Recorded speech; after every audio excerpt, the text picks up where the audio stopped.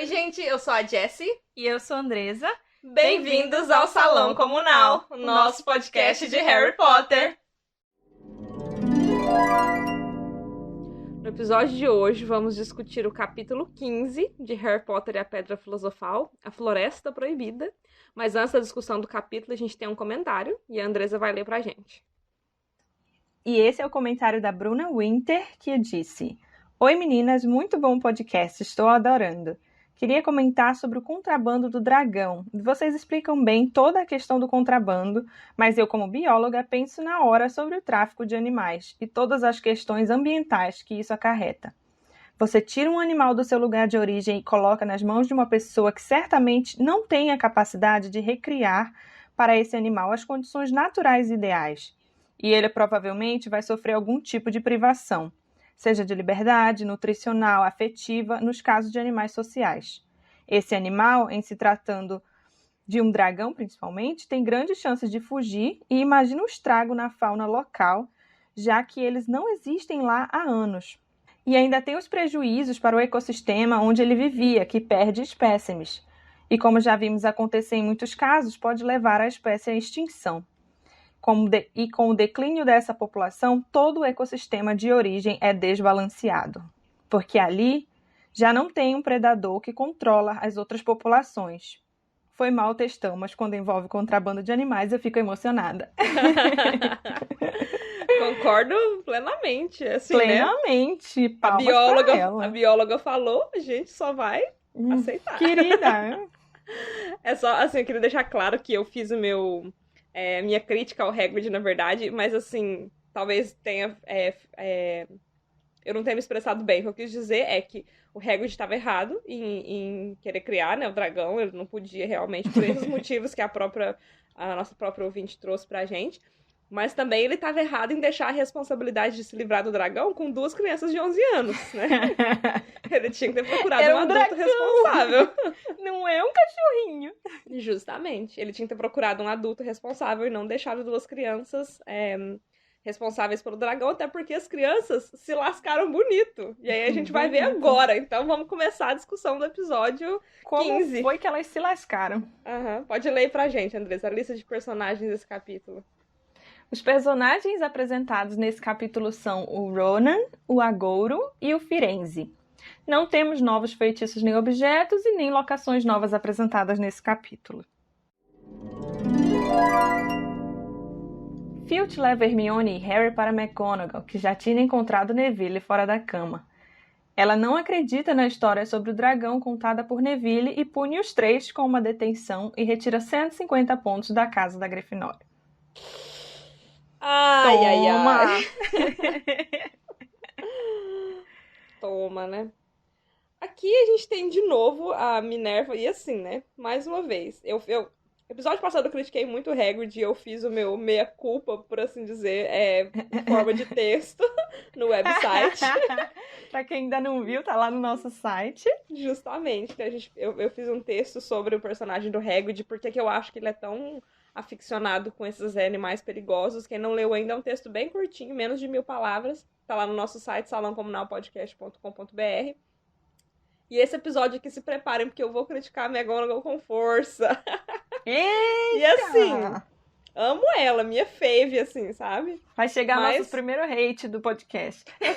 Mas cabe a crítica, sabe? Eu acho que justamente claro, a gente tem que reavaliar muita coisa que a gente achava legal ou ok anos atrás. Hoje em dia a gente tem que reavaliar se a gente continua achando ok ou continua achando legal. Eu, pra ser bem sincera... Estamos aqui pra isso. Justamente. Eu, pra ser bem sincera, eu nunca achei legal e ok isso que ela fez, mas eu nunca tinha pensado na profundidade de tudo isso, sabe? Aqui a gente tem a Minerva de novo, não acreditando na história do dragão, que o que aconteceu foi que o Neville tava fora da cama, né, pra avisar pro Harry e pra Hermione que o Draco tinha ouvido eles falando e que ele ia atrás deles. Então, tipo assim, o Neville tentou ajudar os dois, porque os dois tinham ajudado ele, os 3, na verdade, né, só que o Rony tava na ala hospitalar. Tinha ajudado eles tinha ajudado ele em relação a, tipo assim, se levantar contra o Malfoy, né? Então ele acho que ele meio que se sentiu, tipo, em dívida com eles. Uhum. E aí ele foi tentar avisar eles, e a McGonagall pegou eles no meio do caminho, e aí o Filch já chegou com o Harry com a Hermione, e ela falou de novo que ela não ia acreditar na história do dragão, que ela achava que, na verdade, o Harry e o Rony tinham... Oh, desculpa, o Harry e a Hermione tinham inventado essa história pra incriminar o Draco, e o Neville tinha ouvido. Então, tipo assim, ela acreditou numa outra narrativa completamente maluca pra Não, não... mas é menos. Eu acho que é mais provável de acontecer do que Do um que ter um dragão dragão na Grã-Bretanha. escola, né? Verdade. Que, tipo, não tem no país, vai ter um na escola. Mas a gente já não Criança pode ser estabeleceu doida. que ela tava voltando do quarto da Madame Pomfrey, que a Madame Pomfrey tinha contado pra ela que tinha uma criança na aula hospitalar com mordida de dragão. Já não tava decidido isso? Já não tava, a gente já não tinha aceitado isso como canon. Brincadeiras à parte. Realmente, concordo que, tipo assim, é mais plausível. Eu acho que por ser uma primeira vez aqui, é mais plausível mesmo. Mas daqui em diante, acho que a McGonagall vai ter que acreditar em toda a história mirabolante que eles contarem. Porque Vai, porque vai ser um tapa. Pra repetir a frase famosa dela do Enigma do Príncipe, por que quando algo acontece é sempre vocês três? Então acho que é aqui que começa, Bichinha. né? Na verdade era o Neville, né, que tava aqui. No filme foi meio que, tipo, toda apagada essa storyline do Neville, mas aqui era o Neville. Uhum. E aí ela não acreditou na história do dragão de novo. E a gente vai ver a consequência disso no final desse capítulo. Mas só pra deixar bem marcado aqui que ela não acreditou na história do dragão e ela puniu os três. Fica subentendido que ela tenha punido o Draco também com 50 pontos a menos pra Sonserina, porque ela fala que todos os 4 vão pra detenção, então eu imagino que se ela tirou 50 pontos de cada um deles, ela tenha tirado 50 também do Draco. E como esse sistema de pontos, ele pode prejudicar tanto os alunos, né? Eu lendo e vendo como os alunos estavam tratando eles, porque eles perderam 150 pontos para a Grifinória, é uma coisa tão absurda. É justamente o próximo tópico, né, do resumo aí. Eu tenho umas coisas pra falar também. Acho que você já pode ler. Vamos ver, então. Os alunos de todas as casas, inclusive Corvinal e Lufa-Lufa, ficam descontentes com os pontos perdidos da Grifinória. Com 150 pontos a menos, a liderança das casas é da Sonserina. Depois do ocorrido, Harry decide não interferir mais em assuntos que não lhe dizem respeito, até que ele ouve Quirrell choramingando em uma sala e entende que ele finalmente cedeu à pressão de Snape sobre sua parte na proteção da Pedra Filosofal. Ele conta sobre o que ouviu e o que acha para Hermione e Rony, mas mesmo com a insistência dos dois, ele decide não interferir. Aí agora você pode falar o que você tem pra falar dos Corvinais e dos Lufanos. Gente, que absurdo ir fazendo bullying com as crianças porque elas perderam pontos das casas. E como isso cria uma competitividade completamente desnecessária entre elas. Aquilo tudo que a gente falou aqui no início do podcast vem aqui de novo, mostrando como isso pode prejudicar. O Harry estava se sentindo muito mal. Eles estavam já se escondendo, andando assim de cabeça baixa, a Hermione sem participar das aulas. Nossa, doeu quando eu li isso. Aqui, justamente entre essa parte aqui, antes da detenção, eu queria puxar um assunto aqui, que é falar sobre punição, no geral.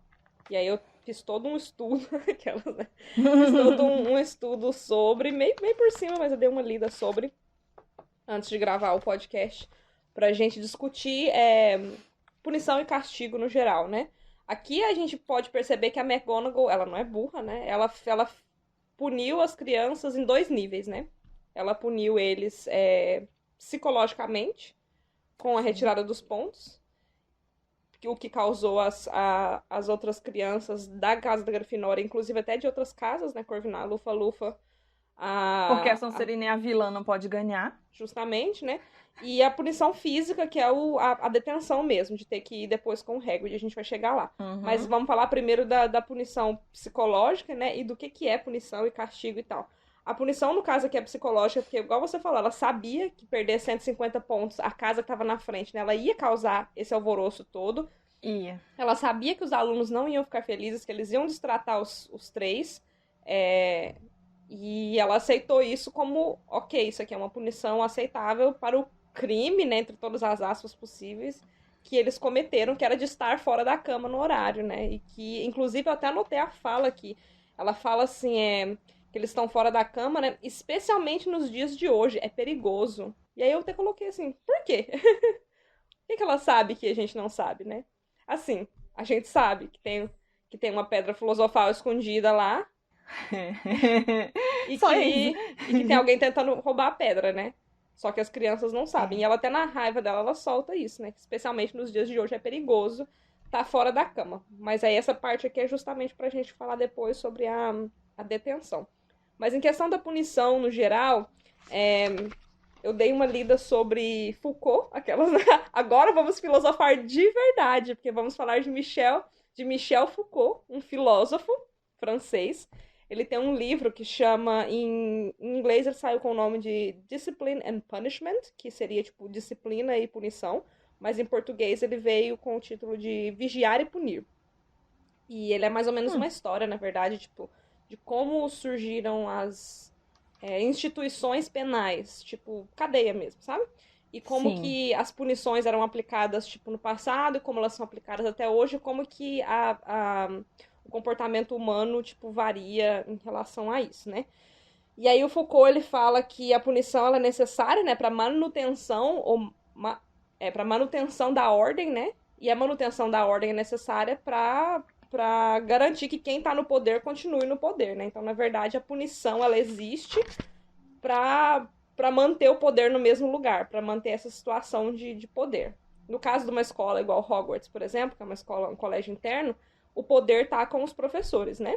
Então, os Sim. professores, eles teoricamente podem fazer o que querem com os alunos e os alunos não têm poder nenhum para lutar contra isso, porque o poder, nesse caso aqui na instituição escola, está com os professores. A gente vê aqui na situação, aqui desse exemplo, por exemplo, aqui, que o Harry e a Hermione, eles nem tentam, né, lutar contra, Sim. porque eles aceitam que eles mereceram isso.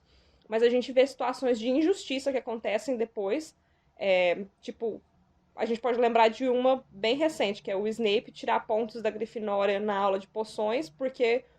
Tirar pontos do Harry, né? Mas assim, tirou pontos da Grifinória. Mas ele culpou o Harry pelo Neville ter errado a poção dele. É uma situação de Uhum. injustiça, onde o Harry não pode fazer nada, porque quem tá com o poder naquele momento é o professor. E aí isso vai escalando até quando a gente chega na Ordem da Fênix, que tem a figura da Umbridge, né? Que ela faz literalmente tortura física com os alunos e eles não podem Sim. virtualmente fazer nada contra ela porque ela tá ali na situação de poder. E aí eu fiz uma pesquisa sobre o Filch, porque o Filch ele fala, né, na hora que ele vai na hora que ele vai levar eles pra detenção, ele fala um negócio sobre como ele ainda tem as correntes, né, guardadas e que ele mantém elas bem Sim. untadas pra se precisar pendurar eles do teto. E aí eu fiquei tipo assim, tá, se ele tem as correntes ainda, quer dizer que em algum momento foi usado as correntes, né? E Foi aí eu fui usado. pesquisar quando que o Filch começou a ser zelador de Hogwarts. E eu fiquei chocada, porque a gente tem essa visão tanto do filme, o Filch ele é mais novo que o Hagrid. Ele começou a É? ser. Ele começou a trabalhar em Hogwarts entre 68 e 73. Ele começou a trabalhar em Hogwarts e ele tinha uns 20 e poucos anos. E o Hagrid, na verdade, ele Ah, tem 60 e alguma coisa já, sabe? sim. Então, aqui, só umas anotações que eu fiz, né? Que o zelador de Hogwarts, que era zelador antes do Filch, a Molly Weasley conta em Cálice de Fogo que ele batia com vara nos alunos. Ela falou que ele bateu uma vez no Arthur porque ele tava fora da cama no horário. Fazendo o quê? Uhum. Se a Molly sabe que ele tava fazendo alguma coisa na Ih! cama fora do horário. Mas enfim, o Arthur foi punido uma vez e com vara, né? Bater com vara. E aí depois disso o Field começou a trabalhar. É daí que a gente tira esse número de 1968 e 1973. Que Sim. em Relíquias da Morte, a McGonagall fala uma coisa pro Field, tipo assim, você não tá reclamando, eles estão falando do Pirraça, né? Ele falou assim, mas Field, você reclama do Pirraça tem um quarto de século já. Então, tipo assim, 98 menos 25 dá 73. E então a gente faz esse paralelo. O Field começou a trabalhar entre 68 e 73, e aí para situar as pessoas aqui, tipo os marotos, a Lilian e o Snape, eles começaram Hogwarts em 1970, entre 1970 e 1978. Então, muito provavelmente eles foram punidos com castigos, né, tipo físicos mesmo, tipo de bater. O Field provavelmente bateu em algum deles, alguma coisa assim. Sim. E isso era aceitável uma geração atrás. né? Mas São eu os acho pais que do na Harry. nossa também, na nossa realidade, tinha a tal da palmatória. Aí foi onde eu fiz a pesquisa de como que funcionam as escolas trouxas, né? No Reino Unido e Sim. de como que funcionam as escolas trouxas no Brasil, né? No Reino Unido, a Funcionam ou proibição... funcionavam? Como funcionam hoje, né? Porque Ah, a proibição de castigos físicos nas escolas públicas do Reino Unido foi feita só em 1986. Foi quando foi punido, proibido mesmo. proibida punir. E nas escolas particulares ainda demorou mais ainda. Foi em Caraca! 98, foi em 98 na Inglaterra e no país de Gales, em 2000 na Escócia e só em 2003 na Irlanda do Norte.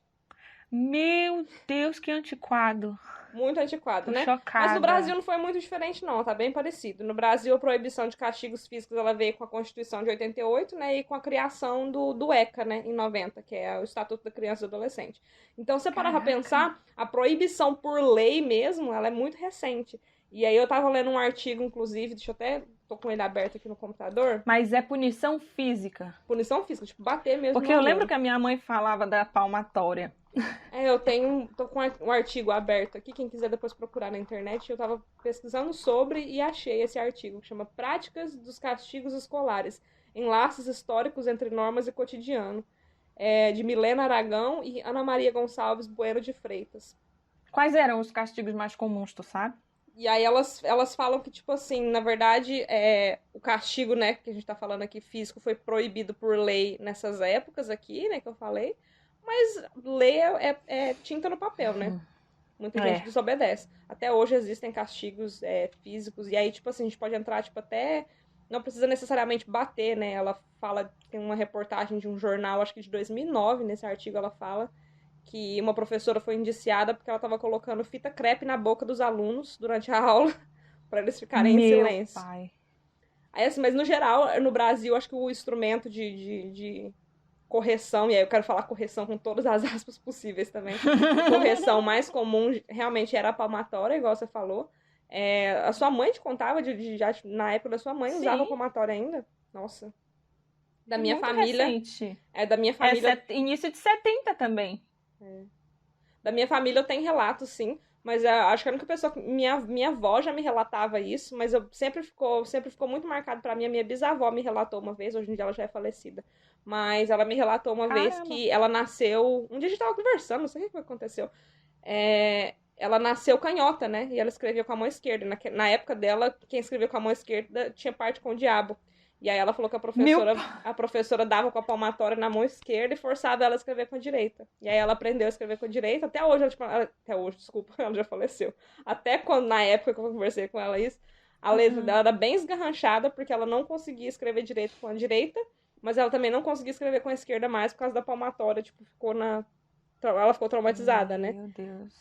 E a minha avó estudava em escola de freira também, então o negócio era barra pesada.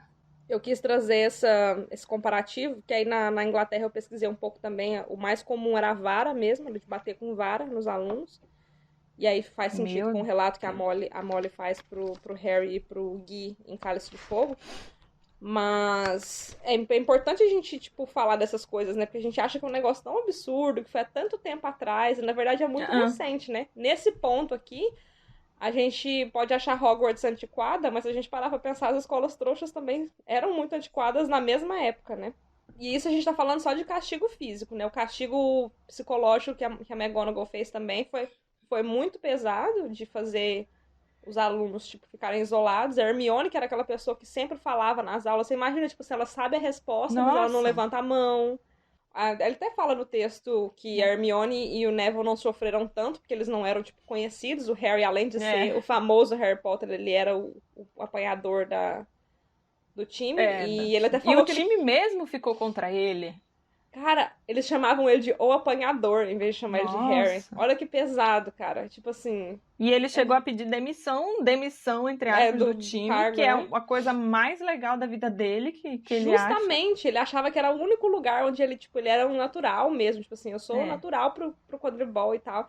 E ele queria, tipo, desistir porque ele não tava aguentando a pressão. E o Woody que não deixou. imagino. Foi muito bizarro, assim, muito bizarro Muito. mesmo. E aí eu queria começar um assunto aqui também que vai perdurar, acho que durante os 7 livros, mas eu queria falar sobre como algumas situações são problemáticas, né? Elas foram introduzidas como problemáticas no livro, mas que a autora fez zero questão de corrigir. Ela escreve de uma forma a apontar que, tipo assim, olha, isso aqui não era legal, mas não fez nada pra mudar, né? E no caso aqui, até que você mesma falou, que a Sonserina é a casa do mal, né? É o mal que tem que ser derrotado. E aí... A escola inteira ficou com raiva deles porque a Sonserina passou na frente. E aí os Sonserinos que passavam pelo Harry falavam, obrigada, Harry! Tipo assim, né? Pra ele ter perdido os pontos. E errados não estavam, né? Porque foi por causa do Harry mesmo que eles entraram na liderança. Mesmo eles, assim, a gente pressupondo que eles também perderam 50 pontos por causa do Draco. Pra você ver, né? Tipo assim, eles perderam 50 pontos, mas ainda assim eles estavam em primeiro. Ficaram na frente. Porque, a Grifinória perdeu 150, mas a Corvinal e a Lufa-Lufa não perdeu. Então... Porque, como a gente já sabe, querendo ou não, eles são ótimos alunos, né? Os Sonserinos. Sim. Eles são muito dedicados. Sim, o único motivo deles, do pessoal ter raiva deles, é porque por 7 anos eles têm ganhado a Taça das Casas. E se eles têm ganhado a Taça das Casas por 6 anos, esse seria o 7º, né? É porque eu mereci! Se você parar pra pensar que, tipo, eles ganham pontos, o único jeito de ganhar pontos em Hogwarts é ou por mérito em sala de aula, ou pelo campeonato de quadribol, tipo, que eles estavam ganhando presume-se que eles ganharam, tipo, honestamente, no sentido de que eles jogaram bem e de que eles eram bons alunos e ganhavam pontos, sabe? No quadribol nem sempre. Vai saber, mas se eles ganharam nos últimos 6 anos é porque, com certeza, eles mereceram esses pontos, entendeu? E aí é isso, é introduzido aqui essa questão da Sonserina ser tratada como a casa do mal encarnado, e é uma questão problemática e que nunca é resolvida nos livros. No futuro vão ter outras coisas que eu quero discutir também, tipo a questão dos elfos domésticos e tal, mas no momento aqui vamos falar só da Sonserina ser o mal encarnado e isso nunca ser resolvido. E ficar por isso. Outra coisa que me incomodou muito lendo, assim, é como que o Harry tomou a culpa pra ele, sabe? E a Hermione também. Eles tomaram a culpa pra eles do que aconteceu, porque na cabeça deles o problema foi que eles esqueceram a capa da invisibilidade no topo da torre, né? E então a culpa foi deles porque eles esqueceram a capa. Mas, na verdade, a culpa foi do Hagrid, que no auge dos seus 63 anos de idade, ele era o responsável pelo dragão ilegal, e ele colocou um dragão ilegal na mão de 2 crianças de 11 anos e falou assim, ó, tipo, manda lá pro Carlinhos pra mim, entendeu? E aí eles foram do castigo e da punição e ele não falou nada, entendeu? Justamente isso, a culpa aqui é do Hagrid. E mais uma vez, eu já falei, tipo assim, eu entendo super o personagem do Hagrid, pra mim é um dos mais complexos e é um dos que eu mais compreendo ele fazer cagada a saga inteira. Pra mim é um dos mais compreensíveis ele fazer as cagadas que ele faz. E mesmo assim, tipo, a gente tem que apontar que, tipo, a culpa no caso aqui era dele. Só que fala muito sobre a personalidade do Harry e da Hermione também, essa coisa dos dois assumirem a culpa como sendo deles, entendeu? O Harry, porque ele foi criado numa casa, a gente vai ter que falar dos Dursley aqui também, né? Foi criado numa casa onde ele não tinha amor, não tinha carinho, não tinha cuidado nenhum. E tudo era culpa dele? Tudo era culpa dele, sem ele saber que de fato era culpa dele. Tipo assim, a roupa encolheu, a peruca da professora ficou azul, o menino foi parar no teto da escola, ninguém teve trabalho de sentar e falar assim, ô, seu moleque, é culpa sua, mas é culpa sua porque você é um bruxo. Não, era tipo assim, é culpa sua, e aceite, não entendeu? Interessa, aceita. Então ele teve que aceitar a culpa, e é isso, sabe? Tipo, nossa, é muito triste como é traumático isso pra ele, sabe? E a Hermione, eu acho que ela tem essa questão dela estar nesse outro mundo, que ela não... Ela tá navegando nesse novo mundo, que ela tá sozinha, ela não tem os pais, ela não tem os parentes, ela não tinha amigos até o Harry e o Rony chegarem. E ela assumir a culpa pra ela no sentido de, tipo assim, é esperado de mim que eu seja excelente, sabe? Eu ser menos do que excelente é culpa minha porque eu não me esforcei o suficiente. E aí também vem o fato dela quebrar as regras, né? Eu quebrei as regras, eu mereço ser punida. Justamente. Eu acho que como a gente tá entrando, esse vai ser o primeiro episódio que a gente vai postar em setembro, acho que a gente vai ter que falar muito de... Principalmente esses episódios são pesados, assim. Mas eu acho que a gente vai ter que falar muito de, tipo... De Setembro Amarelo mesmo, sabe? Essa questão dos traumas. A questão, tipo assim, do bullying e tal. E como tudo isso pode deixar uma pessoa traumatizada, sabe? Eu acho que muito do que as pessoas odiaram de A Criança Amaldiçoada, por exemplo... que é aquela peça do Harry Potter. Eu não cheguei a ler ela ainda, mas eu peguei uns spoilers, tipo assim, o que acontece e tal, e que as pessoas não gostam. Tipo, as pessoas não gostam muito da personalidade do Harry ou da personalidade do Rony e da Hermione, e as pessoas se esquecem que, tipo assim, a gente conheceu eles aqui crianças e adolescentes, né? E no livro lá, eles são, tipo assim, quase 20 anos depois adultos, tendo que lidar com todos esses traumas que eles passaram aqui na infância e na adolescência. Não é nada não natural que eles sejam pessoas traumatizadas, que eles não saibam, às vezes, ser pais perfeitos e, tipo assim, e cônjuges perfeitos pros seus respectivos maridos e esposas. E começa aqui, ó. Começa nessa internalização da culpa, entendeu? É na infância que a gente começa. A infância marca a gente de uma forma absurda. A gente tem que abrir mais o olho pra essas coisas, sabe? Minha grande luta da vida assim, é fazer as pessoas entenderem que o Harry de A Ordem da Fênix não é chato. Ele é traumatizado, porque ele passou por uma situação traumática. Exatamente. Então, assim, o Harry de Criança Amaldiçoada também não é que ele é chato, não é que ele é um péssimo pai, é que ele é um homem traumatizado por causa de coisas que aconteceram com ele na infância e adolescência. Porque em Hogwarts não tem terapeuta. Não tem terapeuta.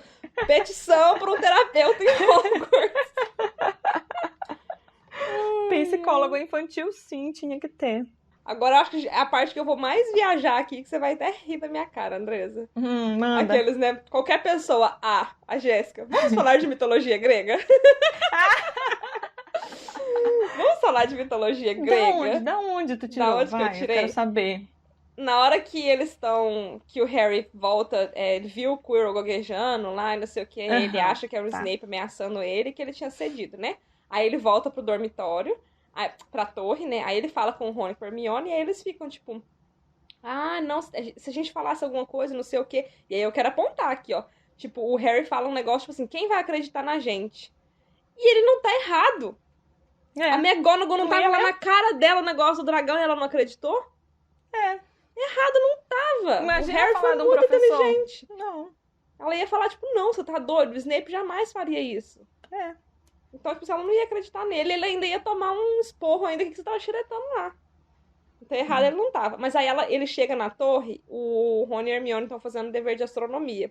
E aí ele fala isso pra ele, fala assim, eu não vou mexer com isso mais. Aí fala assim, ó. E aí Harry puxou um mapa de Júpiter e começou a dar os nomes às suas luas. Das luas. E aí eu quero falar de Júpiter e das luas de Júpiter. Não, fala. Acho que a primeira coisa que a gente tem que entender sobre mitologia greco-romana, que eu não gosto desse termo greco-romana, porque na verdade é grega. Os romanos só copiaram, né? Só pegaram o caderninho e anotaram, né? Porque é isso que os romanos fazem. Uma copia, mas não faz igual. Copia, mas não faz igual. Mudaram os nomes, mas os deuses são os mesmos, as histórias são as mesmas, agora é mitologia romana. É porque foi isso que os romanos fizeram. Os romanos fazem isso. Eles vão lá na onde eles acham que, tipo assim, eles têm direito, e aí eles roubam a mitologia da pessoa, e aí usam como se fosse deles, né? Eles fizeram isso com os gregos, milhares de anos atrás, e mais recentemente eles fizeram isso com os cristãos, né? A Roma, na verdade, perseguia cristãos, né, na antiguidade. Sim, exatamente. Depois a Roma olhou lá, fez o copia, mas não faz igual. E hoje em dia, até hoje, né, a Igreja Católica é fortemente... Falei tudo embaralhado aqui, mas vocês entenderam, porque Roma não é um estado mais, Roma é a cidade, né? Mas vocês entenderam que a Igreja Católica atual, ela é, na verdade, só fruto, né, tipo... resultado do que Roma fez no passado para copiar os cristãos que eles antes perseguiam, né? Mas, enfim, Júpiter é o nome romano do deus grego Zeus, que é o deus dos deuses, o poderosão. E aí... mas é porque, tipo assim, a gente tá falando o Harry tá fazendo o mapa do planeta mapa das mesmo, luas, né? do Júpiter, tá. Então, o planeta Júpiter é o maior planeta do sistema solar. E ele tem... Tava até olhando aqui. Eu tinha notado quantas luas que ele tem. Acho que é 70... 20 e pouco, né? Não, Júpiter tem 79 luas. Meu pai. E aí já vou fazer a correção aqui também, que na verdade não são luas. São satélites naturais, né? Lua, a Terra tem Lua. É a nossa. Lua é a nossa. Mas assim, pra ficar mais fácil, tem 79 luas. Mas assim, na verdade ele tem 79 satélites naturais. Só que tem 4 principais, que foram os 4 que o Galileu descobriu em 1600 e Guaraná com rolha. O cara apontou um 1610, tô confirmando aqui. Ele apontou uma luneta pro céu. Uma luneta ele viu, porque Júpiter é visível até o olho nu. numa noite limpa você consegue ver Júpiter. Sim. E durante o dia, quando o Sol tá baixando no horizonte, você consegue ver também, dependendo. Então, assim, por ser o maior planeta, né? E aí ele conseguiu ver com o telescópio que ele apontou pro céu, que tinha esses 4 satélites orbitando Júpiter, né? E aí ele deu o nome pros 4 satélites baseados na mitologia grego/romana, que eu não gosto de usar esse termo, mas ele deu os nomes baseado na mitologia. O fato de Júpiter ser o maior planeta e ele ser nomeado depois do deus Zeus, que é o maior deus de todos, o poderosão, faz bastante sentido, né? E aí eu quero falar dessas quatro luas. Aí acho que elas estão por ordem aqui, que eu vou ler. São a Ganimedes, Calisto, Europa e Io. Aí eu vou contar pra vocês as histórias dessas 4 pessoas, né? Ganimedes era um homem bonito. Era tipo um homem mesmo, mortal. Mas ele era bonito demais. Mas era tão bonito, que o Zeus falou assim, ó, quero pra mim. O Zeus roubou o Ganimedes pra ele. E aí ele levou ele lá pra viver com os deuses e ficar servindo vinho pros deuses. Porque ele é bonito, eu quero ficar olhando pra ele. E eu sou o Zeus, eu sou o deus dos deuses. E eu posso. Então, roubei o Ganimedes pra mim. Porque você vai reparar que se você for estudar a mitologia grega mesmo, é tudo culpa do Zeus. E tudo porque o Zeus era um taradão. Ele não conseguia, tipo, guardar nas calças, sabe? Então, o primeiro é Ganimedes. O resumo da mitologia grega. Resumo da mitologia grega com a tia Jessie. É o Zeus querendo comer meio mundo. É a Hera, a mulher dele, brava, com meio mundo que o Zeus comeu. Quem quiser episódio de mitologia grega, avisa pra gente. Vai ser muito divertido. Ai, caramba. Mas aqui o resumo, né? Aqui o resumo. É isso. Pra você entender. O Zeus queria passar o rodo no mundo inteiro. A Hera, que é a mulher dele, tava brava com o mundo inteiro, porque o mundo inteiro ia ter o rodo passado pelo Zeus. E essa é a história da mitologia grega. Obrigado por terem ouvido meu TED Talk. E as outras? Voltando às luas, né? A primeira era o Ganimedes. Bonitão, o Zeus falou assim, quero esse bonitão pra ficar me servindo vinho. Foi lá e roubou. Calisto era uma linda, maravilhosa também, que, adivinhem só, não passou despercebida pelos olhos de Zeus. Calisto também era uma pessoa, uma mulher que Zeus roubou pra ele e teve filhos com ela. Europa, eu quero que você adivinha. Qual que é a história de Europa? Sei lá. Pra mim, a Europa é um continente. Mais uma pessoa muito bonita raptada por Zeus. Mano. Que Zeus teve filhos com ela. E a Io também era a mesma coisa. Não. Então, as quatro luas de Júpiter foram nomeadas, né, através de, tipo...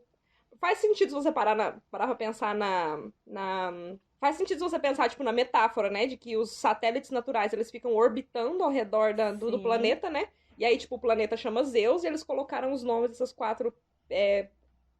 esses 4 satélites que ficam orbitando em volta de Zeus, como essas 4 pessoas que Zeus raptou.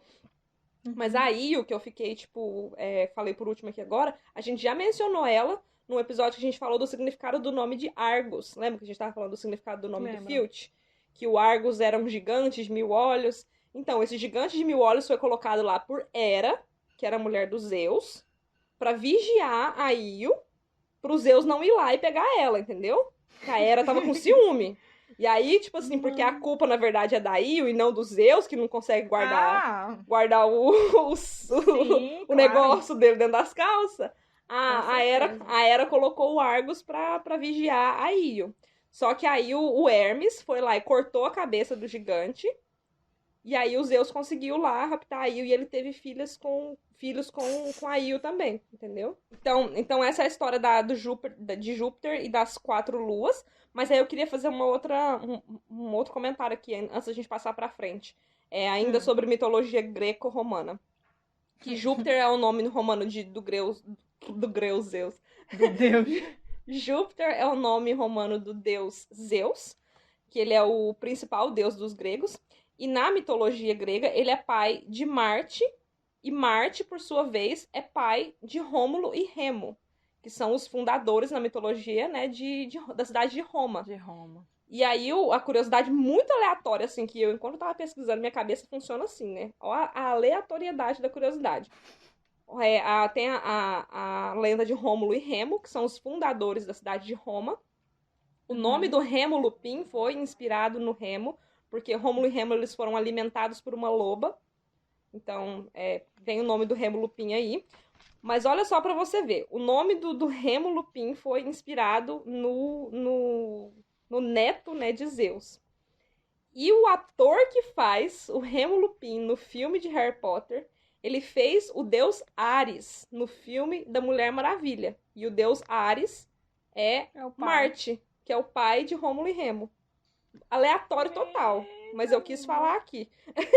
O ator é o David Thewlis, é o David Thewlis, sei lá como é que fala esse nome dele. E ele interpretou o Remo Lupin em Harry Potter, ele interpretou o Ares / Marte, né, em Mulher Maravilha. Então ele interpretou pai e filho.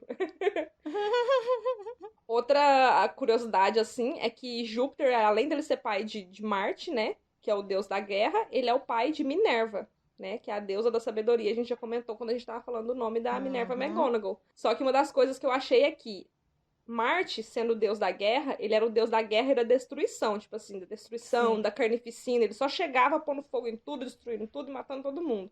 A Minerva, ela é a deusa da sabedoria, mas a sabedoria estratégica. Ela também causava guerras. Só que ela causava guerras estratégicas. Ela pensava tudo antes. Por isso que ela é considerada a deusa da sabedoria e da estratégia. Então ela também ela trabalhava às vezes até com o próprio irmão dela, o Marte, mas na parte estratégica.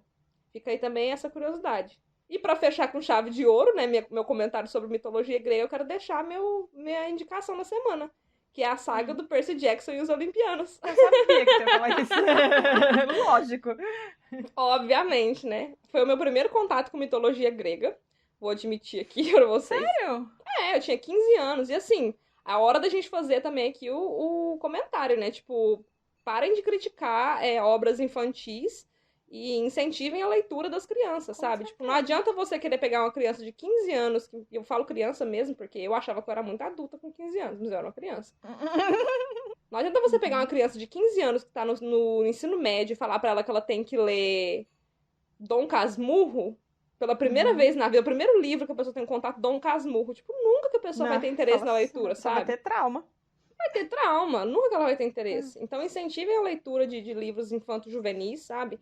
Pra mim, foi meu primeiro contato com mitologia grega, foi Percy Jackson e os Olimpianos, e até hoje eu amo, assim. A partir de Percy Jackson, eu fui pesquisar outras coisas, e aí o próprio Rick Riordan, que é o autor de Percy Jackson, ele expandiu muito o universo dele. Hoje em dia ele tem o Percy Jackson e os Olimpianos, que é da mitologia grega, e aí ele tem também uma saga toda da mitologia romana, toda da mitologia egípcia, tem toda da mitologia nórdica. Então, tipo assim, sabe? Caramba, que legal. É super uma forma de incentivar as pessoas a se introduzirem nesse mundo, sabe? Tipo, de aprender mais e de entender. Conhecer outras culturas. Conhecer outras culturas. Até se você parar pra pensar aqui, ó, a gente tava conversando aquele dia, lembra que agora um momento pessoal aqui, gente, no podcast. A Andresa estava aqui em casa com o marido dela e ele falou um negócio sobre o dia da semana dos deuses. Sim. Então, sim. Júpiter, nas línguas latinas, o dia quinta-feira é jueves, que é Júpiter. E em inglês é Thursday, que é tipo Thor Day, tipo o dia do Thor, que é o deus do trovão. Assim como Zeus é o deus do trovão para os gregos. É tipo, tudo tá conectado, sabe? O mundo inteiro, tipo, tá conectado nas mitologias. E é uma forma muito legal de incentivar crianças e adolescentes a estudarem mais sobre mitologias e entender as pessoas ao redor do mundo, lendo livros feitos para crianças e adolescentes, tipo Percy Jackson e os Olimpianos. É a mesma coisa que quando se fala, por exemplo, agora falando de religião, fala da Umbanda, por exemplo, que tem como é que chama? Caboclo? Não sei. Acho que é caboclo. Devendo. E aí vem o cristão e fala, o católico e fala da Umbanda, mas aí se tu for comparar com o catolicismo, é o mesmo santo.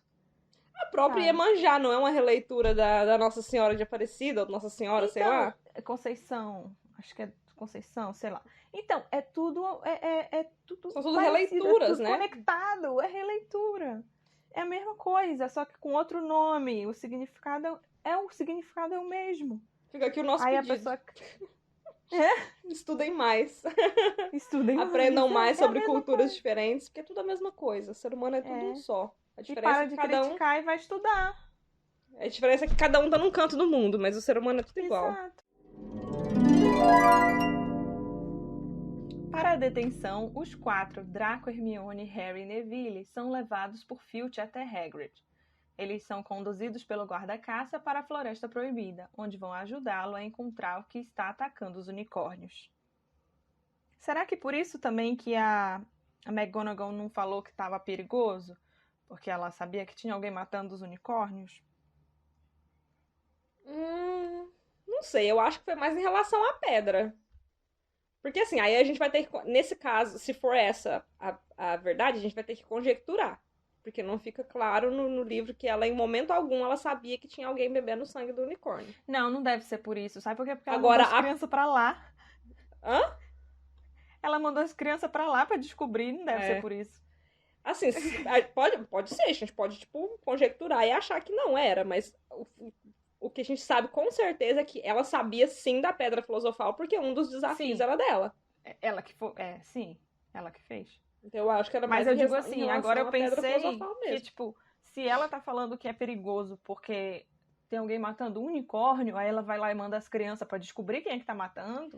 Então, no geral, eu já vou fazer até. Eu quero ler a minha frase aqui, ó. A lógica da McGonagall é: vocês estão fora da cama de madrugada e isso é perigoso. Como forma de punição, vou mandar vocês para um lugar perigoso de madrugada. Não, mas acho que não era de madrugada, era? Era 11 da noite quando eles foram. E quando eles voltaram, o Harry fala que o sol tava nascendo, tipo, quando ele foi deitar. Não, mas é porque eles ficaram a noite toda conversando lá, não é que eles voltaram àquela hora. É que eles ficaram conversando sobre o Voldemort. A gente pode assumir que eles passaram pelo menos uma ou 2 horas na Floresta Proibida? Já é de madrugada. É. Passou de meia-noite a madrugada. É verdade. Lógica. Enfim, a hipocrisia. Realmente.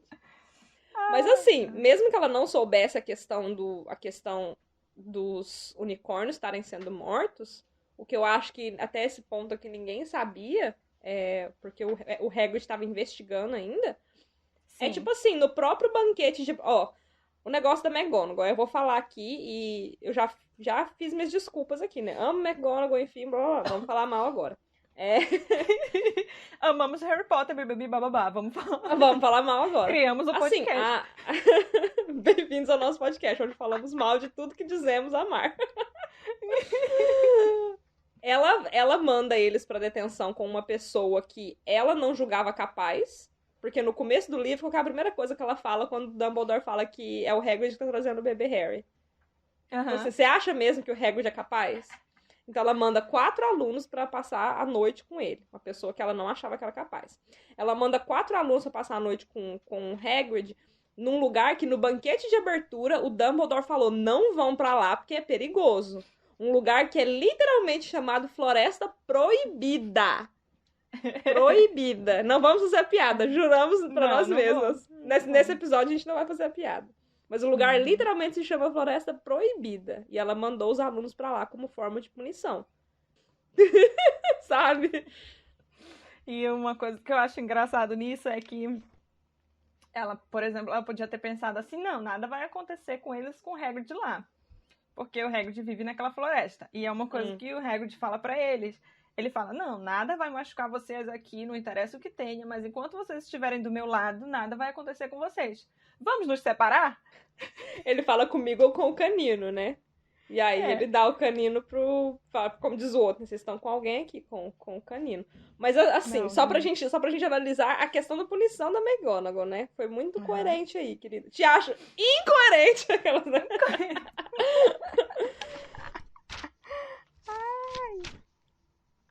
Sabe um negócio que eu pensei quando eu tava escrevendo o roteiro aqui, mana? E aí eu vou cortar essa parte aqui pra não dar spoiler pros nossos ouvintes que talvez queiram assistir. Mas é uma série que eu também não vou falar o nome, que senão vocês vão entender o spoiler. Mas eu vou cortar e aí vocês vão entender meu raciocínio depois. Aí agora corta pra gente voltar aqui pra discussão do podcast. E se, na verdade, a detenção for um castigo pro Hagrid? E se a McGonagall sabe que o Hagrid tava com o dragão ilegal, mas ela não tinha provas, porque o dragão já tinha sido mandado embora com o Carlinhos, e ela mandou as crianças pra detenção com o Hagrid como forma de punir ele. Porque ele tinha que ficar responsável por 4 vidas, né, de 4 crianças, Sim. e essa era a punição dele. Menina! Pensei na hora que eu tava escrevendo o roteiro. Já pensou? Assim, não ia estar certo de novo, né? Mas é uma possibilidade. É só que vamos aqui, né? É pra isso que a gente tá com esse podcast aqui, pra ficar Porque imaginando. não é uma coisa que acontece. Justamente. Não é uma coisa comum. Fica aí o questionamento. Vocês ouvintes, o que vocês acham? Reflexão. Mandem pra gente o que vocês acham. Eu queria comentar aqui, antes de a gente entrar no próximo tópico, a questão do consentimento em relação à punição, né? A Hermione e o Harry, a gente não tem muito o ponto de vista do Neville, mas o fato de o Neville ter ido pra detenção prova que, tipo assim, ele, entre aspas, consentiu em ser punido, né? Mas o Harry e a Hermione, eles aceitam imediatamente. Tipo assim, não, a gente errou, a gente tem que ser punido e tal. E até o Draco, ele aceita a punição, até certo ponto. E o Draco, até ele descobriu o que realmente é. Por mais que eu odeie o Draco, e eu tô começando a ficar com medo de que talvez essa releitura me traga uma outra visão do Draco, e eu não quero, porque eu quero odiar ele. Mas o Draco, na verdade, ele não tava errado. Ele falou pra McGonagall a verdade, e a McGonagall não acreditou nele, né? Ele tava errado no mas método. Ele também não tava certo em estar fora da cama. Justamente, ele tava errado no método dele. Ele tinha que ter levado pra um professor. Por que ele não falou, tipo, pro Snape? Nossa, o Snape ia ficar, tipo, super feliz. Cara, tipo, o Harry vai ser pego. O Harry vai ser pego. Nossa, ele ia chegar lá. Tô imaginando ele passeando naqueles corredores lá do castelo, arrastando a capa dele. Tipo assim, vou pegar o Harry, vou pôr ele numa detenção. Quando ele sair, ele vai ter barba na cara já. Por que ele não falou pra um professor? Pontos de cada. De cada. Por que ele não falou, tipo, sabe, pra algum professor? Ele tava errado no método, mas no negócio do dragão, ele não tava errado. Tinha um dragão realmente legal. O Harry e a Hermione, eles estavam de fato contrabandeando o dragão. E ele falou isso pro professor e o professor não acreditou. E mesmo assim, ele, entre aspas, né, ele acatou a punição dele. Ele se apresentou pra fazer a detenção. Só que aí quando ele descobriu, igual você falou, quando ele descobriu o que era detenção, aí o negócio mudou de figura muito rápido. Meu pai vai ficar sabendo disso. E aí eu acho que ele até, tipo assim, ele falou, tipo assim, isso é coisa de serviçal, eu não vou fazer isso e tal. Mas era meio que, tipo assim, sabe, tô com medo, eu não quero ir. O Draco aceita a punição até ele perceber que coloca a saúde, né, dele e a vida em risco, né? Ele até fala, não tem lobisomem aí e tal. E depois a gente vai descobrir que lobisomens, eles transmitem, né, a licantropia um pro outro, se ele, tipo, morder, alguma coisa assim, né? Então, tipo assim, tá colocando a saúde e a vida dele em risco ali, né? Tipo, tem lobisomens e outras coisas perigosas aí também. E aí ele, tipo, meio que dá pra trás. E aí é uma frase do Hagrid que, tipo assim, corrobora tudo que eu falei naquele texto lá no site sobre a questão dele ter sido condenado, né, pelo crime, entre aspas, que ele cometeu. O Hagrid fala assim, ó, você fez algo de errado e agora você vai pagar por isso. É assim que funciona, sabe? Tipo assim, a cabeça do Hagrid ficou enraizado. Que a punição, ela vem junto com o algo de errado. E igualmente ao Hagrid, o Draco não tinha, tipo... Ele não tava errado, entre aspas, né? Ele só foi pego no pulo fora da cama, mas o Hagrid também, teoricamente, ele não tava errado. Tava errado de criar uma acromântula dentro do quarto, né? Mas que eventualmente ela ia crescer e ia causar problemas. Mas ele não era culpado da morte da Murta e ele também não era culpado da abertura da Câmara Secreta. E esse negócio que tu falaste deles aceitarem o castigo é muito daquilo que tu falaste também do poder, né? Sim. Os professores falaram, eu tenho que fazer. Eu vou fazer o quê? Eu não tenho poder contra eles. Até o momento que tu descobre que tu tem que entrar na Floresta Proibida.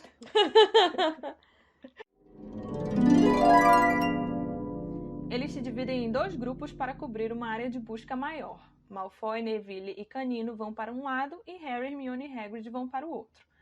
O grupo de Hagrid encontra 2 centauros, Ronan e Agouro, e eles comentam sobre a posição dos planetas. Bem no Luna Lovegood, né? Hã? Os centauros olhando para os planetas, bem Luna Lovegood. Verdade.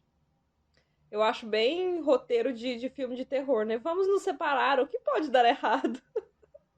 Não se Não, isso que eu separa, gente, falei. pelo O amor Hagrid de fala Deus. assim, nada pode acontecer com vocês enquanto vocês estiverem comigo. Vamos nos separar? Não, só que ele fala assim, enquanto vocês estiverem comigo ou com o canino.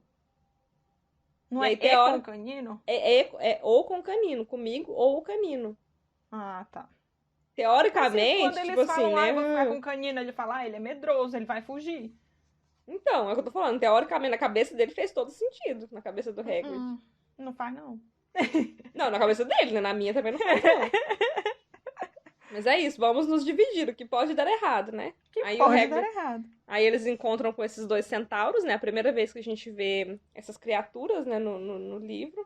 E os centauros que ele encontra são primeiro o Ronan e depois o Agouro, né? E aí eu fiz uma pesquisa sobre o nome Agouro, né? Que na verdade, na hora que a gente tava fazendo a leitura do roteiro, a Andresa me apontou que eu coloquei o nome no resumo Bane, que é o nome dele em inglês, mas na verdade em português veio como Agouro. E aí eu tinha lido, na verdade, sobre a origem do nome Bane, antes de fazer o meu resumo, e aí eu vou trazer agora também o nome Agouro, né? O nome Bane, na verdade, ele é usado muito hoje em dia na língua inglesa, tipo assim, ó. Eu quero falar que, tipo assim, sei lá, seu gato vomitou no chão da cozinha de madrugada, você teve que ir lá limpar. Aí você fala assim, ó, this cat is the bane of my existence, que é tipo assim, esse gato é o bane da minha existência, que é tipo assim, é o negócio que me enche o saco, que me O atrapalha, karma. é o karma da minha vida. Uma forma de dizer assim, claro que você ama seu gato, e enfim, você só fala isso porque tipo, é uma expressão que se usa. Aí essa palavra bane, eu tava procurando a origem dela, né? E ela foi usada pela primeira vez em 1592, que é o primeiro registro que se tem nessa palavra escrita. E ela podia ser usada também como um verbo, que significava matar, mas principalmente matar com veneno. Eita. Então, tipo assim, falava que alguém foi envenenado, falava que alguém foi baned. Ou senão, tipo assim, envenenar alguém é to bane someone. Então, tipo assim, o bane, ele significa matar, e principalmente matar com veneno. E aí eu queria apontar que o nome da poção Mata-Cão, que é aquela poção que os lobisomens tomam em Harry Potter para evitar que fiquem violentos durante sua transformação, em inglês se chama Wolf's Bane, que é tipo Bane do lobo em inglês. E aí fica aí o paralelo do nome, né? Interessante. O nome agouro em português, né? Agouro é uma predição feita pelos áugures, sacerdotes romanos, com base na observação do voo e canto das aves. E aí, essa definição é tipo do dicionário mesmo. Então, tipo assim, os centauros, eles têm essa Agora é uma ligação. coisa ruim que vai acontecer, né? Não, uma predição. Pode ser um bom Não, mas agouro. no nosso... É uma predição, que eu tô falando. Pode ser um bom agouro ou um mau agouro. É verdade. Entendeu? Tipo assim, uma predição boa ou uma predição ruim. E Sim, é aí, a verdade. questão do agouro, né, do nome dele, em português é isso, é que os centauros, eles têm essa ligação com a adivinhação. Eu não gosto desse nome, adivinhação, porque não é adivinhação, é como se fosse mais uma leitura que eles fazem, né, do futuro. É. Mas eles têm essa ligação com conseguir ver, né, o que vai acontecer, e com ler os planetas e as estrelas. E enfim, fica aí o comentário do nome do Agouro barra Bane. E do Ronan? Ronan, na verdade, eu não achei nenhum significado do nome dele. Ronan, aparentemente, é um nome muito típico da Irlanda, mas não tem nenhum significado, tipo, mítico ou que possa ser interpretado como algo além de... não, é um nome, tipo, muito irlandês mesmo. Eu achei alguma coisa aqui na mitologia irlandesa. Era um santo. É um santo? Era um santo. É. Santo de quê? Só diz que esse santo, ele amaldiçoou um rei e transformou ele num metade homem, metade pássaro. Pode ter alguma conexão com o agouro, né? Porque os álgures, eles faziam a leitura. Quer ver? Tá até aqui. Deixa eu voltar a página que eu anotei. Os álgures faziam a leitura com base do futuro, né? Com base na observação do voo e do canto das aves. Então pode ter alguma conexão aí. Aí eles ficam repetindo nesse negócio que Marte tá brilhante, né? E aí a gente já falou Sim. aqui, né, do que é Marte. Marte é o deus da guerra, É o né? Ares. E ele não é só o deus da guerra, como ele é o deus da carnificina, né? Que é tipo do assassinato em massa, né, e tal. Treta Então, is coming. eles estavam ali na floresta, vendo Marte brilhante e interpretando que alguma coisa ia acontecer relacionada a uma carnificina na Floresta Proibida. Você consegue pensar em uma carnificina na Floresta Proibida ou ali nos terrenos de Hogwarts? Ou ali por perto, pelas redondezas. É. É, querida, vai ter treta. Pois é, eles E aí ele conseguiram ver fala que ali vai se repetir, né? Que e já eles, aconteceu antes e tá acontecendo de novo. eles já viram Marte brilhante antes, estava acontecendo de novo. E aí o Hagrid fala sobre o unicórnio machucado. E aí um deles fala uma coisa assim: os inocentes são as primeiras vítimas. E achei poético, super. E achei poético também no sentido de que, se a gente for parar pra pensar, né? E aí eu fiz uma interpretação de, tipo assim, dos Potter, na verdade, né? Que, apesar de eles terem sido quase que as últimas vítimas da Primeira Guerra Bruxa, tanto o Tiago quanto a Lilian, eles eram, entre aspas, inocentes, né? E eles morreram em virtude da sede de poder do Voldemort. E aí o Harry, aqui agora no caso, eles estão falando basicamente, tipo assim, né, entre linhas, que o Harry vai morrer hoje à noite. E o Harry aqui no caso é inocente, não sabe de nada, não tem nada a ver com nada, a não ser o fato de que, tipo, o Voldemort quer que ele morra. E a gente não sabe direito por que ainda, né, na história do livro aqui. E é isso que eles estão falando, que os inocentes são as primeiras vítimas. Não só em relação aos unicórnios, mas também em relação às pessoas, né? Hagrid corre para ajudar Neville e Draco após Hermione avistar o sinal de socorro combinado. Na verdade, Neville se assustou com uma brincadeira de Draco e disparou as faíscas. Então Hagrid decide trocar os grupos, mandando Harry ir com Draco e Canino, e levando Hermione e Neville consigo. Essa parte eu Ele ainda escrevi pede aí desculpa, justamente né? pra... Hã? Desculpa. Ele ainda pede desculpa pro Draco, pro Harry por ter colocado ele com o Draco. É, tipo, muito problemático, sabe? Essa parte eu escrevi desse jeito aí pra vocês perceberem que o Hagrid falou que, tipo assim, entre aspas, seguro entrar na Floresta Proibida desde que vocês estejam comigo ou com o Canino, e aí ele entrega o Canino pro Draco falando, ele é um medroso. Tipo assim, ou seja, não vai te servir de nada. E quando os dois disparam as faíscas, e ninguém sabe por que eles dispararam ainda, quem vê é a Hermione, não é o Hagrid que vê. Ou seja, não tava nem prestando atenção. Ele combinou deles dispararem faíscas vermelhas pra cima, sendo que o que ele tava procurando era sangue no chão. No chão. Então, tipo assim, ele tava olhando pro chão, focado em ver sangue ali, e quem viu era a Hermione, que muito provavelmente tava preocupada com o Neville, e tava olhando pra cima, procurando o tempo todo. Tudo. Justamente. Porque quando a gente tá com medo, igual ele fala aí, a gente escuta tudo, né? Tem uma cena. Parabéns pro Hagrid por colocar a vida de 4 estudantes em risco numa mesma noite. Ai, Hagrid, esse Hagrid. Ai, esse Hagrid, eu passando pano, né? Sim, Hagrid. É bem aquele meme que eu postei lá no nosso Instagram. Achou que a gente não ia passar pano hoje? Achou errado, otário. Achou que a gente não ia problematizar hoje? Achou errado, otário. Ainda na questão do consentimento aqui, do consentimento para com a punição, eu quero trazer um outro comentário aqui agora, que é mais um meme pra fazer meu, né? Qualquer pessoa. A Jéssica, vamos falar do Snape? Ela vem. Nem tem o Snape no capítulo. Vou anotar aqui esses memes tudo. Mitologia grega, Snape. Tem muito, mas tem muito disso mesmo. Mas é porque eu acho que, assim, o Snape, ele é o personagem que... O Snape, ele é o personagem que, tipo assim, ele teve a reviravolta no final, né? Ninguém esperava.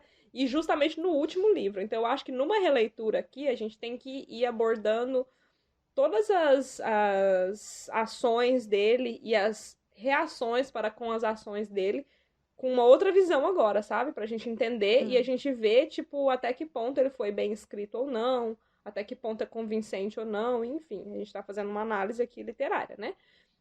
Então, assim, a questão do consentimento para a punição.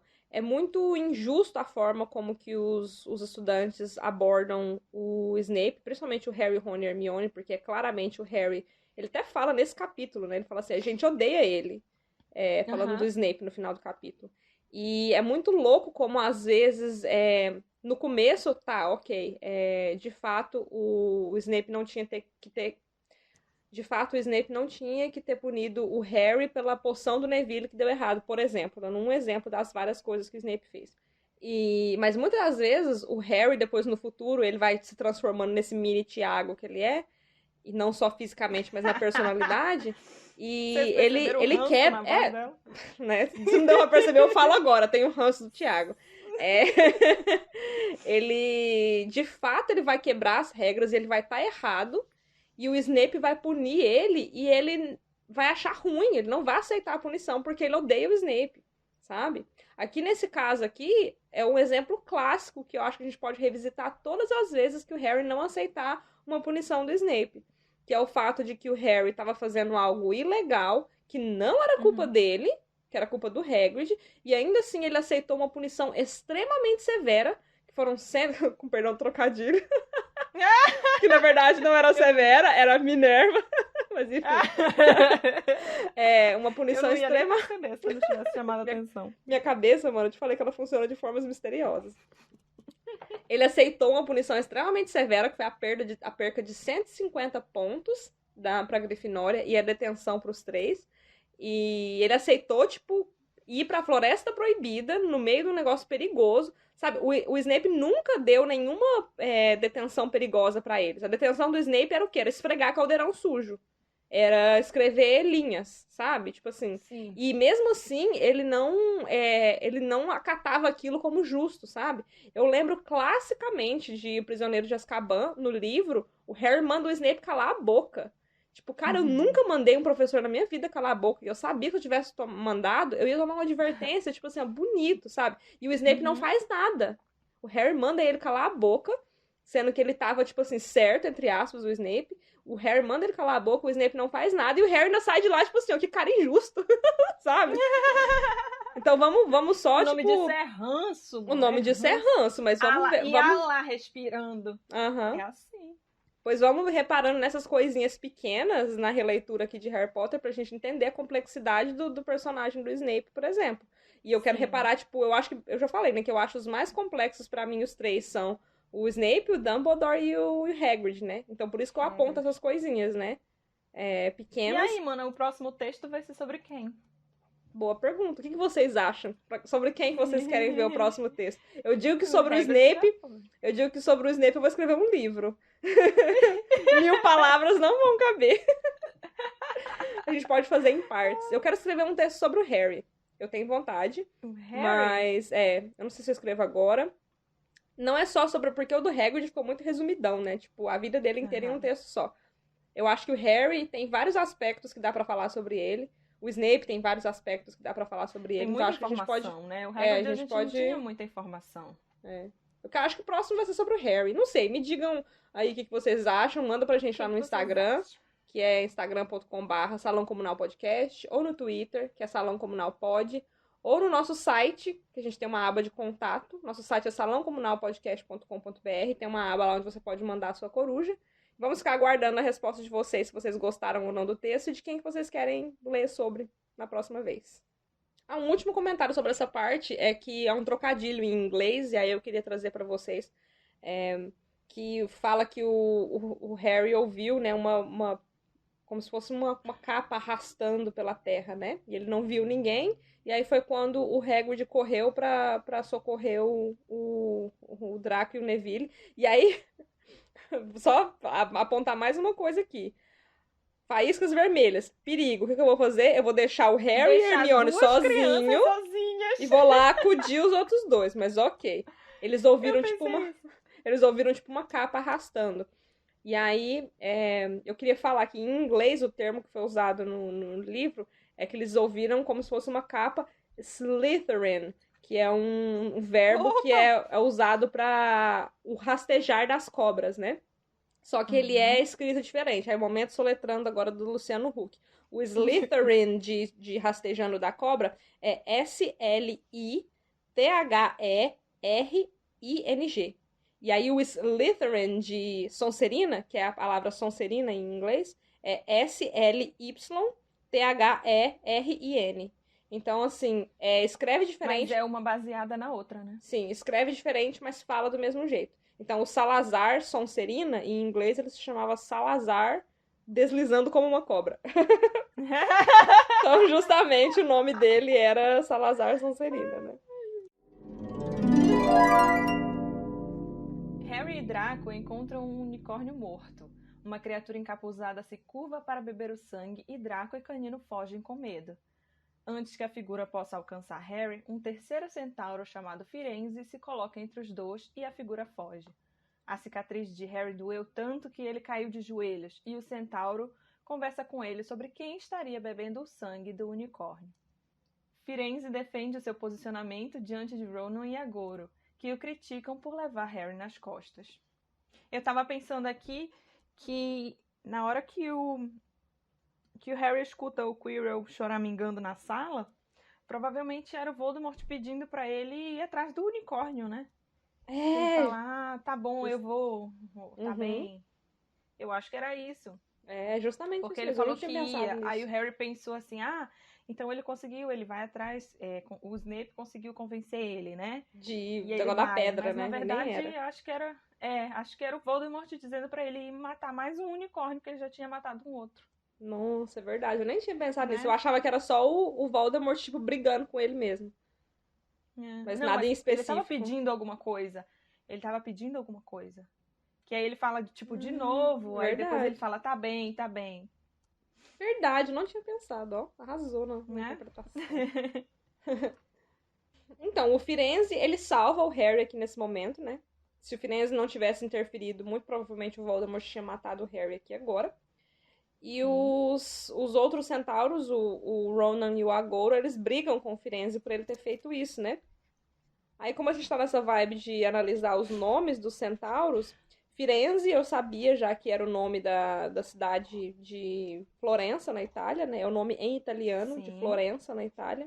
E aí eu fui pesquisar, tipo assim, sobre a fundação da cidade, porque como tava ali na Itália, e a gente já tava falando aqui de Marte, que tinha Rômulo e Remo, eu achei que tinha alguma coisa a ver com a fundação de Roma. E aí eu fui pesquisar e, na verdade, eu descobri que não. O nome do Firenze, ele tem, sim, um significado muito importante, que eu fiquei chocadíssima, e esse vai pro nosso Instagram, e eu quero que seja o post mais compartilhado da história do nosso Instagram. Mas aqui, ó, presta atenção nesse cuidado, nesse detalhe. Firenze é o nome em italiano da cidade de Florença, na Itália. O símbolo da cidade de Florença, na Itália, é um escudo com uma flor de lis, que é um tipo de lírio. E lírio, em inglês, é Lily, que é o nome da Lilian, que salvou o Harry do Voldemort 10 anos atrás. E agora o Firenze salvou o Harry do Voldemort hoje, essa noite. Chocada. E é a segunda vez já nesse livro que a gente tem esse easter egg, por assim dizer, essa coisinha escondida, falando que, na verdade, foi a Lilian que salvou o Harry. Até esse momento aqui, a gente não sabe que foi a Lilian que salvou o Harry. A gente vai descobrir quando o Dumbledore contar pro Harry no final do livro, né? Até aqui o Harry... é a segunda vez? Na primeira vez, a gente falou do significado daquela frase do Snape. E aí, deixa eu voltar aqui, que eu tenho anotado até hoje no meu roteiro, aqui, só pra ficar a mesma fala daquele dia. A gente tinha mencionado no capítulo do Mestre das Poções que aquela frase que o Snape fala pro Harry a primeira vez, aquelas perguntas que ele faz, na verdade, elas têm um significado, né? Que na linguagem vitoriana das flores, ele estava basicamente falando que ele sentia muito pela morte da Lilian, né? E aí ele pergunta o que eu conseguiria se eu fizesse uma infusão de asfódalo em pó e não sei o quê. E o asfódalo era, lá em épocas antigas, usado como remédio para picada de cobra, né?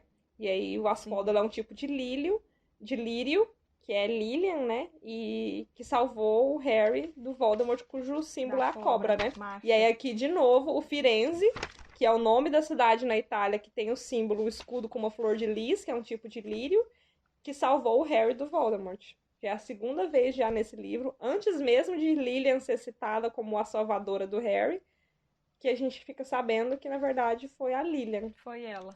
Por isso que eu falo, Harry Potter e a Pedra Filosofal é o suprassumo da autora. Na minha opinião, é o melhor trabalho dela de longe. teve tempo, né? Eu queria discutir com você, na verdade, porque aqui a gente já sabe que eu vou usar o termo adivinhação porque é o termo que eles usam em português de Harry Potter, né? Sim. Mas na verdade em inglês é divination, né? Que é mais ou menos, se você olhar a tradução literal é adivinhação, mas eu não gosto do termo adivinhação. Vamos discutir como que você acha que funciona para os centauros, porque tipo assim, fica subentendido que os centauros viram que o Harry ia morrer hoje à noite aqui, né, no caso. E aí o Firenze interferiu e ele não morreu, e os centauros, o Agouro e o Ronan ficaram bravos com ele por ele ter interferido, né? Como que Uhum. funciona para eles? Porque, por exemplo, a professora Trelawney, por exemplo, ela faz as profecias dela quando ela realmente tá, tipo, no transe dela lá, ela faz a profecia, né? E a profecia Uhum. se cumpre. E pros centauros, como é que você acha que funciona? Não sei. Tem uma discussão, Parei pra pensar três para pra segundos. pensar, não sabe? Era pra ter uma discussão, Não, mano. eu acho que eles têm esse poder, essa magia neles. Então, mas Não o é que uma eles, o coisa que de eles em veem vai transe. acontecer, tá escrito em, tipo assim, tá escrito que vai acontecer e acontece? Não, você pode mudar. Eu acho que tudo você pode mudar. Até as profecias da A, Trelawney, você acha que pode a mudar? profecia dela não. É, eu acho que sim.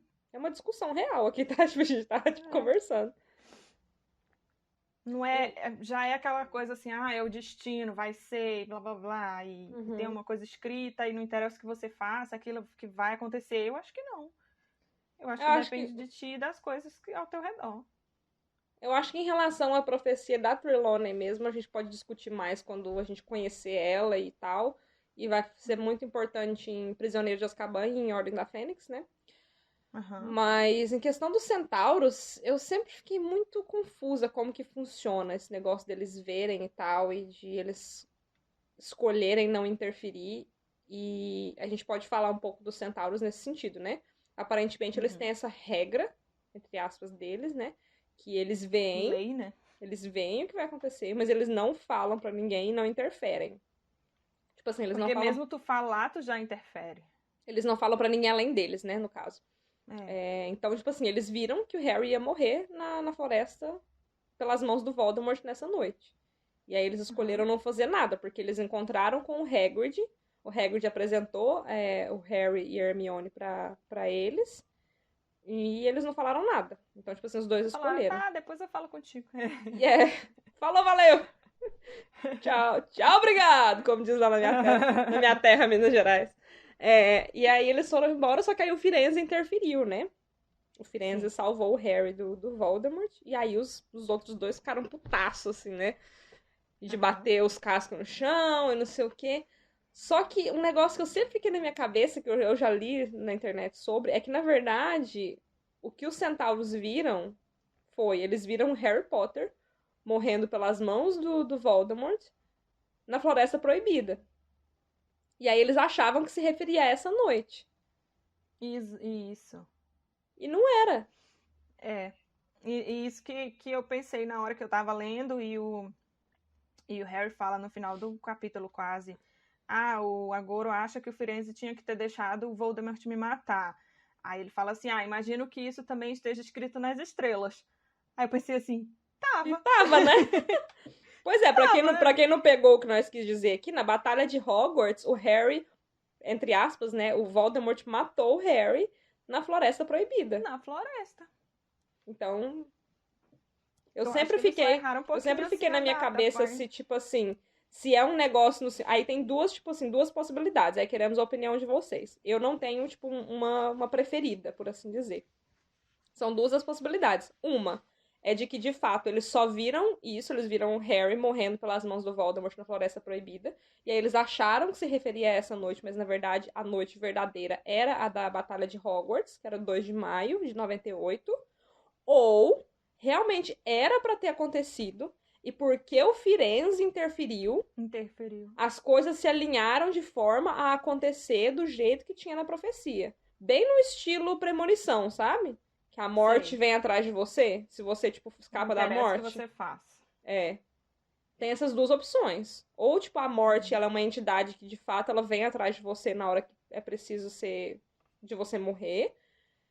mesmo que demore. Se você parar pra pensar, durante esses 7 anos, o Harry, tipo, desvia da morte muitas vezes, até no final ele, de fato, morrer, entre aspas, ali na Floresta Proibida, como tinha sido profetizado. Como tinha que ter sido, aham. Ou eles só, tipo, eles viram e acharam que era aquela noite, mas era uma noite dali há 7 anos ainda.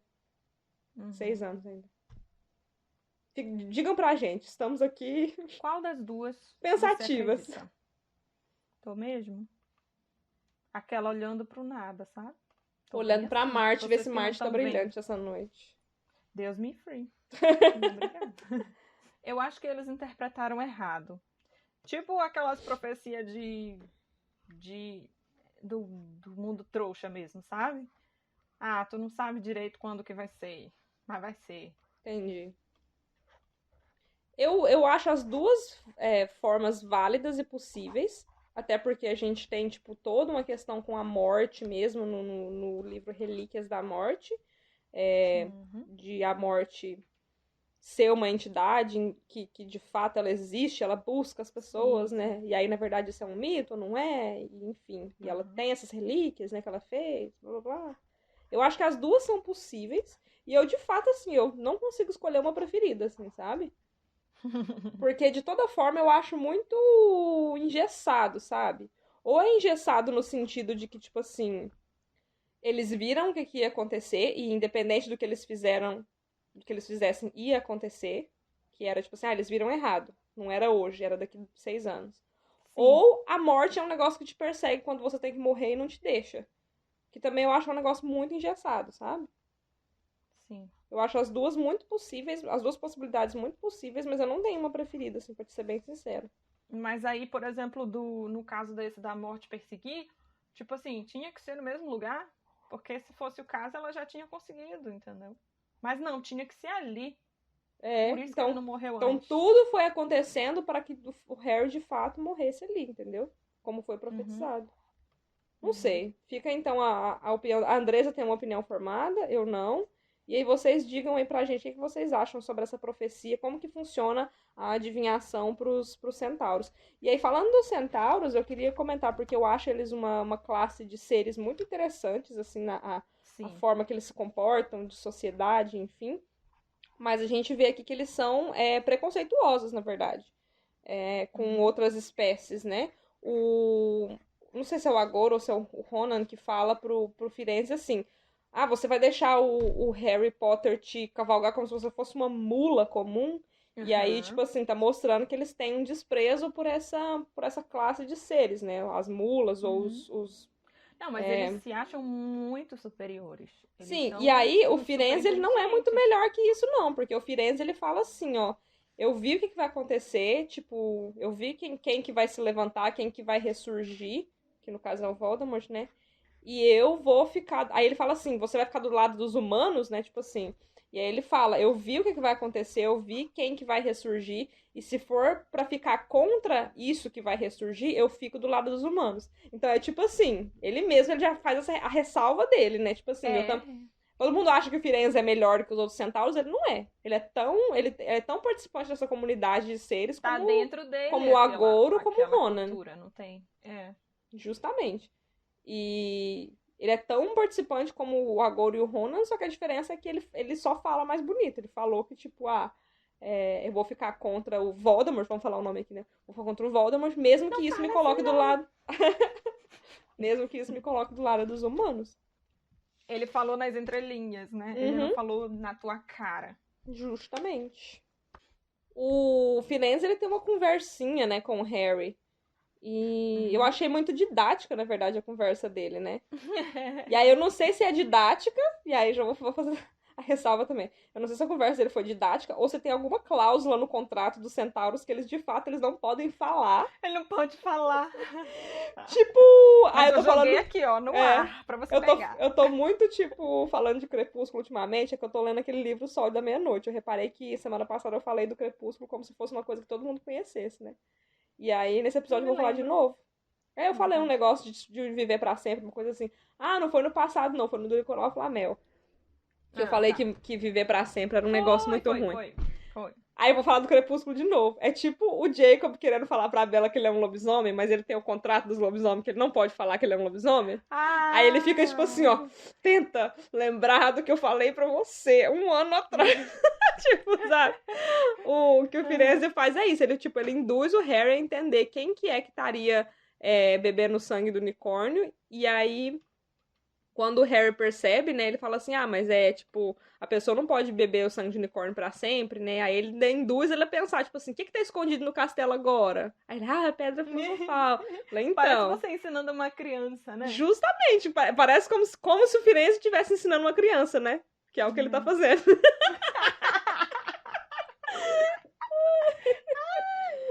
Mas eu achei bem didático mesmo, assim. Engraçada. E aí, uma fala dele me chamou muita atenção, que ele fala assim, eu não sei se a tradução literal é essa, igual eu falei, eu tô lendo em inglês, eu coloquei a tradução, tipo...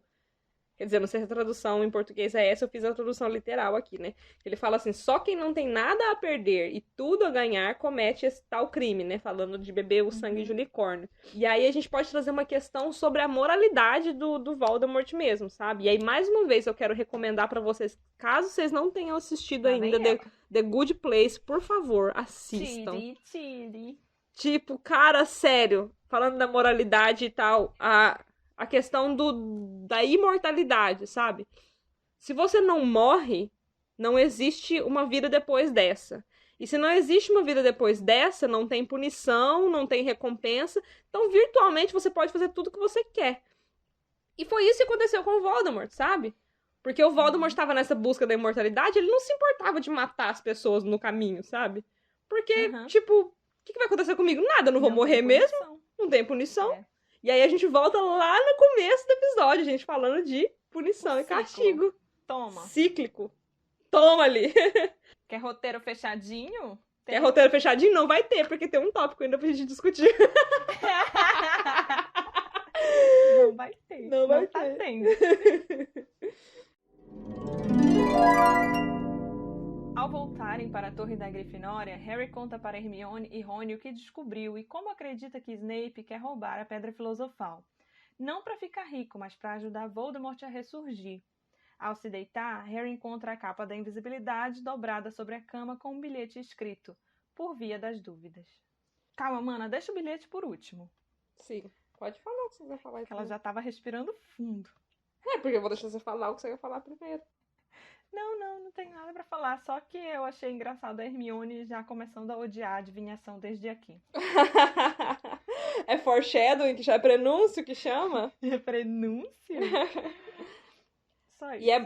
Você apontou isso, eu não tinha pensado. Ela aponta que a adivinhação é, tipo assim, um campo incerto, não como, tipo assim, como, eu pesquisei e eu descobri que a adivinhação é um campo incerto. Não, a professora McGonagall falou que é um campo incerto. Ou seja, essa professora que me puniu, que me mandou pra uma floresta com um bicho doido que tava matando um unicórnio, eu ainda acredito nela. Mas que eu respeito, Que eu respeito ela. E é um negócio, e é característico da Hermione. E aí a gente falando de novo do Snape, a Hermione, ela nunca vai, tipo, ir contra o Snape. Até o dia que o Snape mata o Dumbledore, aí ela fala, tipo, putz, sabe? Tipo, real.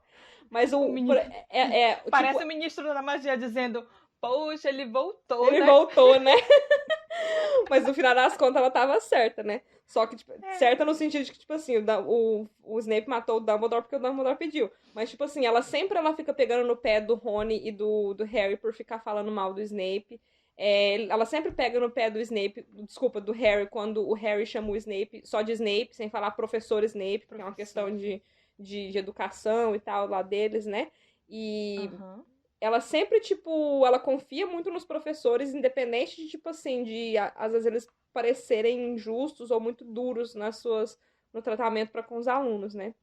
É uma questão muito da Hermione. E aí você falou isso agora, eu pensando aqui agora, achei muito legal. Não tinha pensado nesse ponto.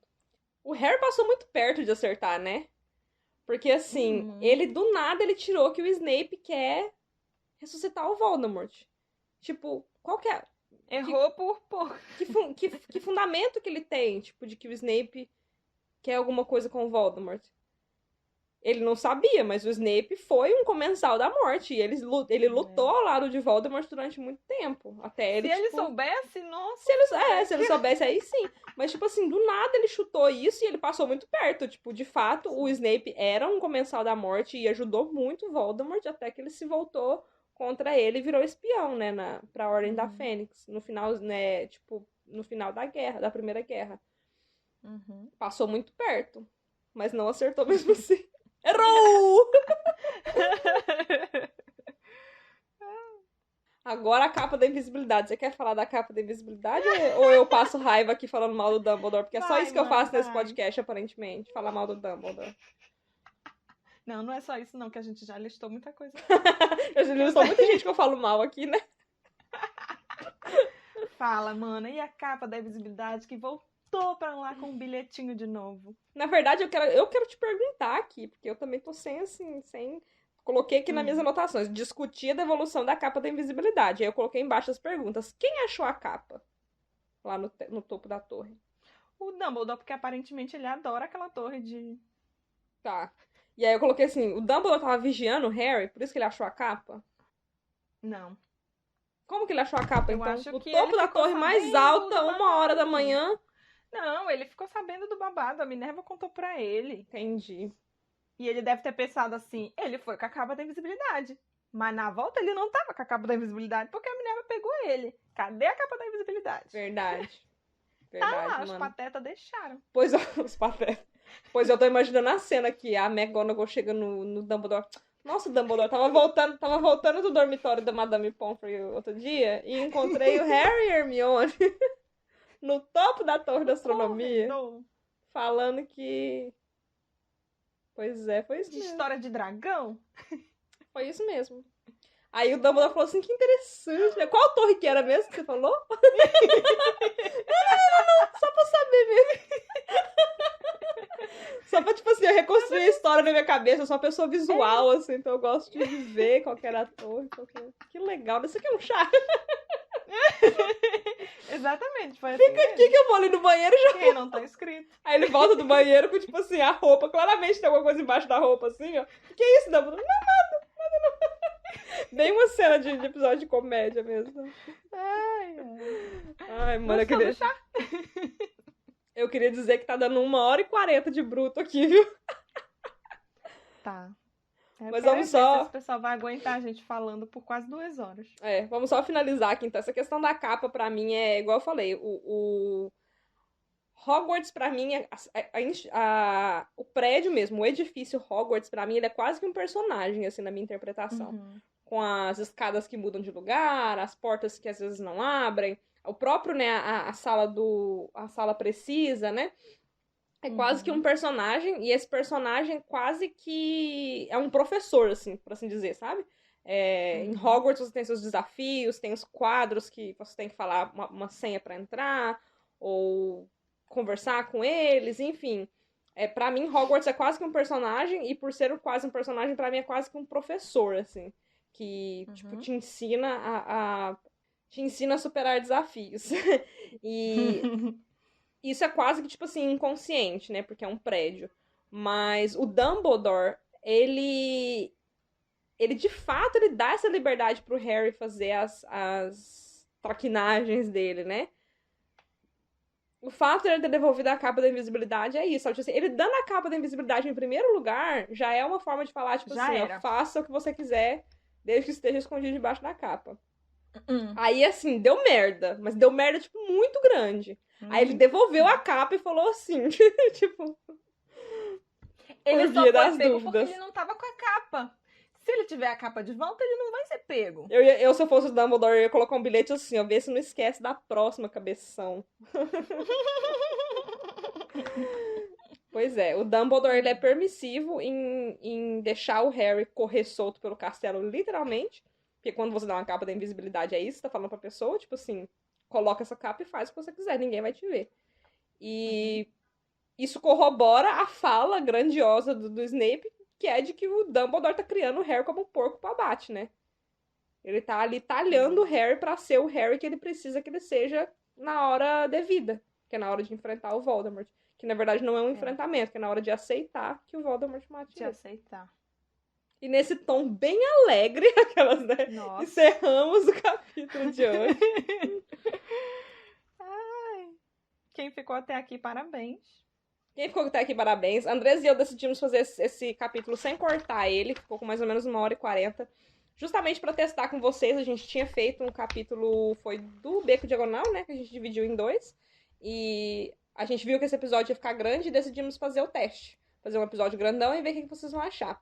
E aí agora que vocês têm as duas opções, um capítulo dividido e um capítulo super longo, vocês podem dizer pra gente o que vocês preferem lá no nosso Instagram. Porque provavelmente o próximo não vai ser curto também. Justamente. Então a gente... Então já digam pra gente no nosso Instagram, Twitter ou no nosso website. A gente já falou aqui, mas vamos repetir, que é salãocomunalpodcast.com.br. Instagram é @salãocomunalpodcast e Twitter é @salãocomunalpod. E agora vocês podem escolher qual formato vocês preferem. Capítulos longos divididos em 2 episódios ou capítulos longos em um episódiozão grandão. Pra ficar bem claro que é bem grande. É. É isso então, gente. Beijo! Tchau!